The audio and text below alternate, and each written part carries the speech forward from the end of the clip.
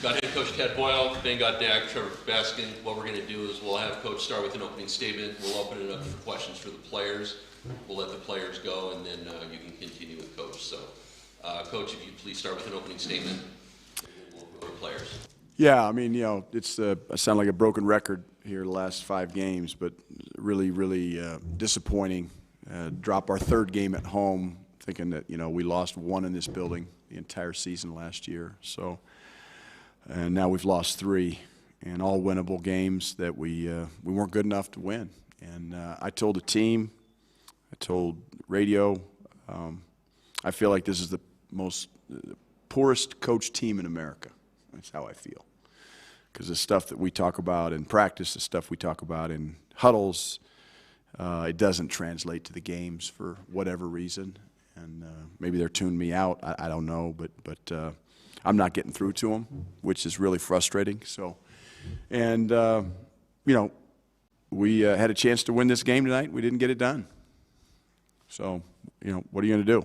I mean, the guys battled. They play hard. They compete. I'll give them that. But, we've got some good players on this team. I don't think we have a great player on this team, but we got a lot of good players in this team. And some of them aren't playing very good. And so we're a team that has to rely on each other. We got to be, and we don't have to be perfect for each other. We just got to rely on each other, whether it's defensively or offensively. And season low 8 assists tonight. We shot 50% in the second half, but a lot of it is one-on-one stuff. We didn't play together offensively. I think very good tonight at all. Our offense in the game tonight relative to our offense in practice is like apples and oranges. And that's another thing I don't understand. And again, it falls on me. It doesn't fall on these guys. It falls on me. So disappointing because this is a winnable game, but we come up short again. Questions for players? Trevor, obviously it's only your first season in the program, but being one of the older guys, I mean, how do you kind of take charge in the locker room? You and the other guys too, obviously Andre and Elijah too have been around college basketball a while, just to going to rally the troops kind of in this situation where obviously you guys are not having the start to the Big 12 play you want to? I mean, it's kind of just staying resilient, and I think we really have to take it upon ourselves to do what Coach talks about and be able to be coachable more and be able to be more tuned in. And I think really just buckling down at the end of the day. I mean, like Coach said, every game's been winnable, and it's come down to execution on defense and some things like that. So it's just like a couple plays here and there, and it's a long game, but it's a long season, so we can't hang our heads. We have no time, especially because every game is going to be a dogfight like it's been so far. So we just got to find ways to get over that hump, and I think we're a resilient group, and we'll figure it out. But this sucks, and we just got to just learn from it and move on to the next one. Bingo for you. You had an outstanding night on both ends of the floor. What was working for you this evening? You had a career high 8 blocks in the backcourt. I think I was just letting my defense affect the way I played offensively. I was blocking shots and creating energy, so I think that just helped me offensively get going. So yeah. Bang up. We've seen your block shot numbers kind of going up more recently, and Tad has talked about your potential as a kind of that rim protector back there. 8 blocks tonight. Do you feel like you're kind of figuring it out on that end of the floor and seeing how you can be effective under the basket like that?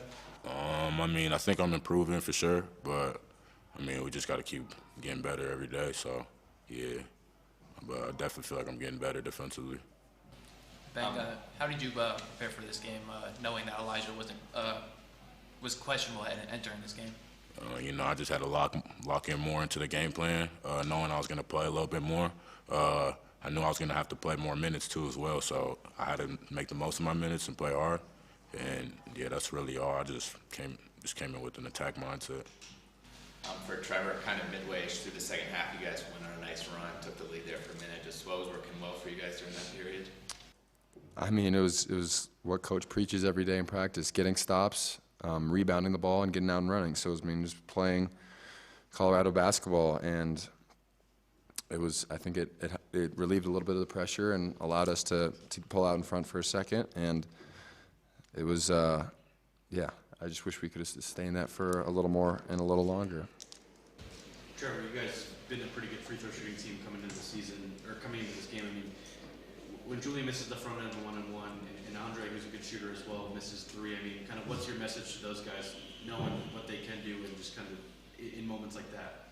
I mean, just keep shooting. I mean, you can't dwell on shots that you've missed or made or missed. I mean, I missed 4 bunnies today, and I mean, you can go back and choose every shot you missed here and there, and there's a lot to choose from. But I mean, they're all great shooters. They've shot free throws millions of times, hundreds of thousands of times. So, I mean, just try to stay resilient and move on to the next one, and yeah, just not let misses affect you and continue to take good shots. Trevor, in 4 of these 5 conference games, you guys have been within a possession in the final 5 minutes. What's kind of the mindset in those final few minutes that has led to these defensive breakdowns?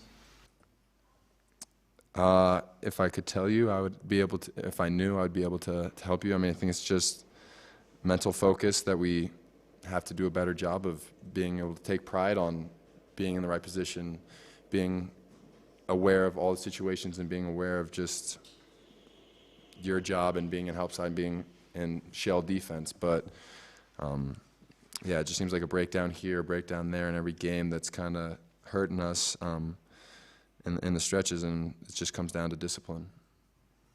Anything else for the players? Okay, guys, if you want to leave, you can. We'll continue with Coach. Questions for Coach?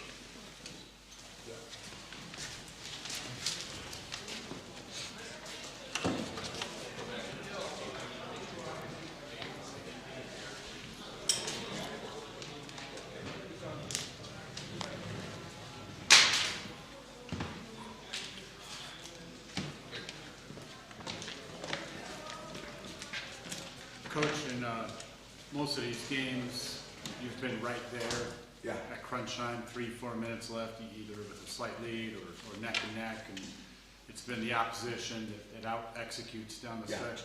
Is that a sign of, the lack of mental toughness on your team, the inexperience? What do you put your finger on for those moments? Bad coaching.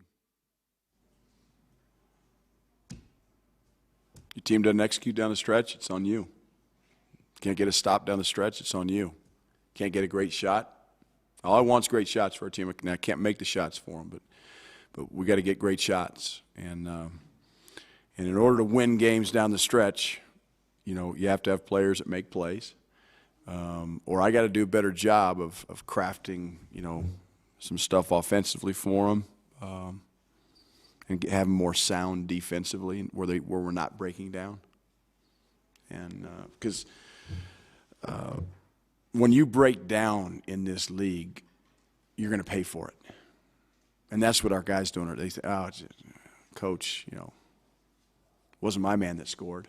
Yeah, but your man set the back screen, or your man, wasn't my guy. Like, it's a team defensive mindset, and we had some good things tonight. I mean, Bangat, the way he played, he was terrific. I mean, he's coming into his own now. Can we get that consistently out of him? Not that he's going to have 8 block shots every night, but we need more consistency.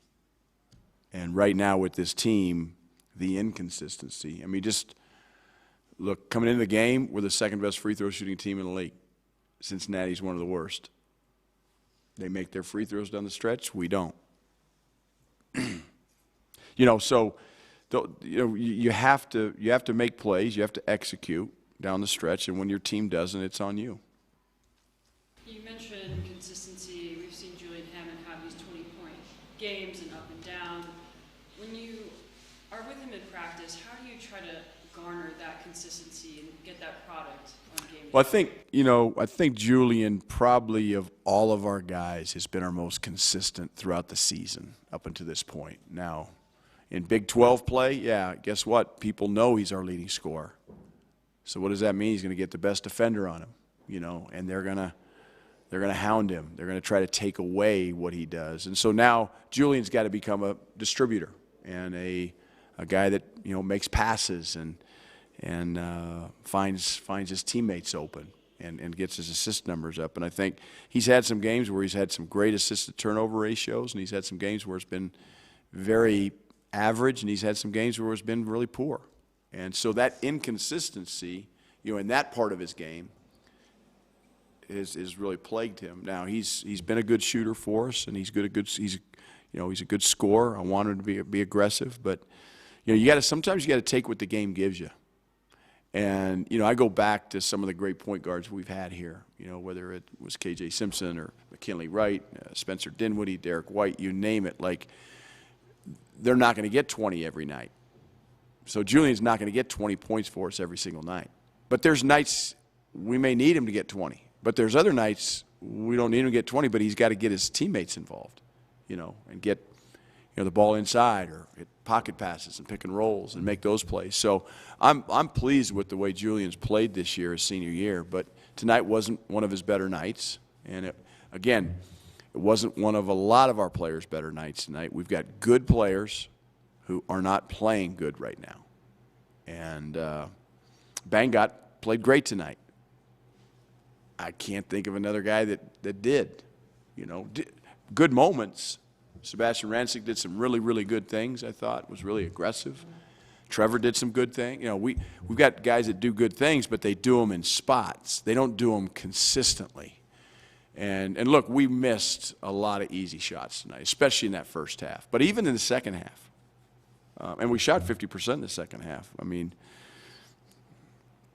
it's very frustrating. It's frustrating for the players, there's no doubt. And it's frustrating for me. And, I told them the other day, our thought for the day was, when you're going through hell, keep going. The old Winston Churchill line, and that's where we're at right now. We got to keep going because we're going through hell right now. It's no fun. But nobody's going to feel sorry for us. The sun's going to get up, rise tomorrow, and we got to rise with it. We got to come to work and get better. And right now, I don't feel like we're getting better. I feel like we're kind of plowing through mud as a team. Going back to Bangot, just how do you feel he has progressed as a ball handler this season?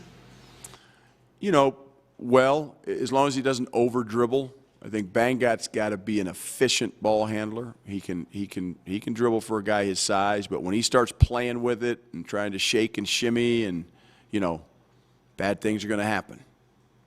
But he's got to be able to attack a closeout.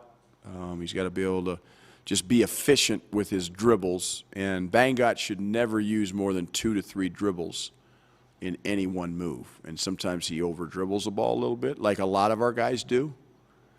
And our inability to pass and catch the ball for a team at this level is so poor.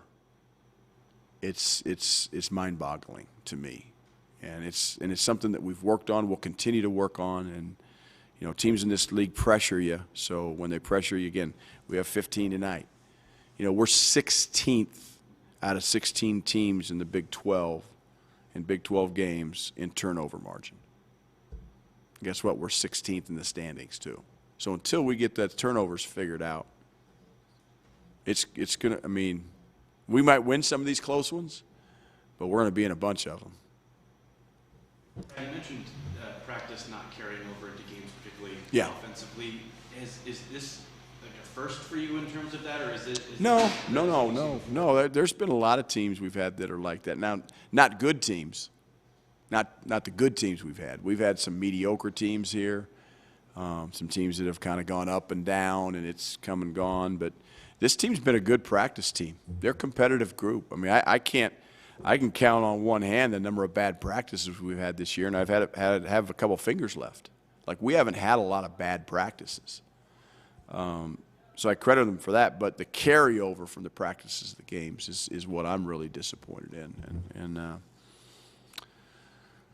what do you have to say about the leadership on the team? Do you feel that is an area that can get better, or an area that... Well, look, that's something we're going to really have to hone in on and dial into, because right now is when you need that leadership. You need the leadership in the locker room. And to be a leader as a player, you have to get outside of yourself. And when I say don't feel sorry for yourselves, like, we got a lot of guys that are so worried about their game and how good Bangott played tonight, maybe how poor somebody else played tonight, and they're thinking about themselves. So, like, what do I got to do to get better? What do I got to do to get more minutes? What do I have to do? To be a leader, you got to look around and say, that guy's really struggling. Maybe I can help him. Maybe I can encourage him. Maybe I can try to make a play for him, get a shot for him, set a screen for him. I can go talk to that guy. Like, and my sense is that's not happening. Now, it might be without my knowledge, but to my knowledge, it's not happening. And when you get, because the most natural thing we all do, you know, when things don't go well, is we worry about ourselves. Like, listen, I can tell you this, the last person I'm worried about right now is Tad Boyle. The guys I'm worried about right now are in that locker room, and I've got to do more to help them. They have to do more to help themselves, and it would really help if we had a leader that brought them together and said, okay, guys, like, we got to change this, and this is, you know, and what you need players who are reiterating the message of the coaching staff. And again, I don't know if we have that or not. My guess is we don't. So that might answer your question. Anything else for Coach? Time for one more. Just last one. You only took 13 threes tonight. I think the UCF game you only took 13 as well. I think you made over half from that game. But were you happy with the shot? That I know you missed some. You said you missed some easy looks at the rim. I mean, just where are you in terms of the looks you guys have generated? We don't go into a game thinking, hey, we got to get 15 threes up or 20 threes up or 25 threes up. We go into a game saying we got to attack the paint. We got to attack it. And there are certain teams when you attack the paint, they suck in, they get two to the ball, they, you know, don't let you get to the rim. Now is when we got to kick it out. And when we kick it out, you got to be able to shoot it if you're open, get it moved to the next guy if he's open, and your threes have to come as a result of getting the ball inside, whether that's to the post, whether that's on a drive and a kick, whatever it is. So, you know, again, I'll look at the tape. All I want as a coach offensively is I want our team to get a great shot. Team to get a great shot. Now, I look at our three-point shooting numbers. Going into this game, we're shooting 29% as a team from three in Big 12 play. What were we tonight? 23%. We got good players that are, I thought going into this season, this would be a really good three-point shooting team. It hasn't been to this point. Not because they're not capable, but, and that's where shot selection comes in. And I felt like against Central Florida, we had pretty good shot selection. Against West Virginia, I was pretty pleased with it. I'll let you know tomorrow, you know, after watching this film, how many bad shots we took. And if it's too many, then we'll try to correct that. But I just want great shots offensively, whether they're threes, whether they're twos, whether they're at the rim, but I just want great shots. And I thought we got some great shots tonight that just didn't go in. But KU held these guys to 40 points in their own building. We held them to 68 in our building. Guess what? We hold them to 40? Totally different story. We're not capable of doing that. We're not good enough to do that right now. That's on me.